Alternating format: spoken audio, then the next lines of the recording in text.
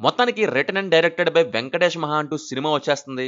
ఇప్పుడు ఏకంగా 5 years time తీసుకొని జాన్రా కంప్లీట్‌గా షిఫ్ట్ కొట్టి డైరెక్ట్‌గా ఒక సైకలాజికల్ డ్రామాతో వస్తున్నారు.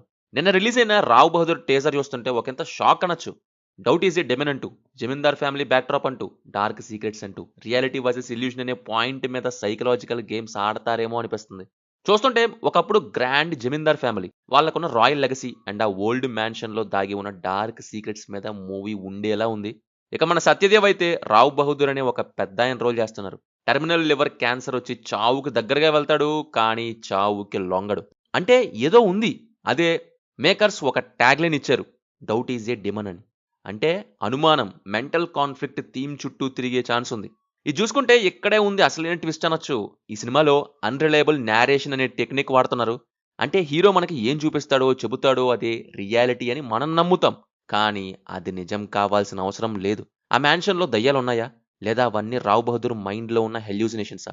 ఏది నిజం, ఏది అబద్ధం అనే పాయింట్‌తో నడిచేదానిలాగా ఉంది. తన పాస్ట్ గురించి మనకు చూపిస్తున్నారు. అంటే ఆ పాస్ట్‌లో చేసిన తప్పుల వల్ల ఆ అనుమానం అనే దయ్యం అతన్ని వెంటాడుతుందా? అసలు ఆ అండర్ గ్రౌండ్ సీక్రెట్స్ ఏంటి? వీటన్నిటి క్యూరియాసిటీనే సినిమా మీద హైప్ పెంచింది. జూలై 3న సినిమా రిలీజ్ అవ్వబోతుంది. టీజర్ గురించి మీరేమంటారు? ఎలా ఉందో కింద కామెంట్స్‌లో చెప్పండి.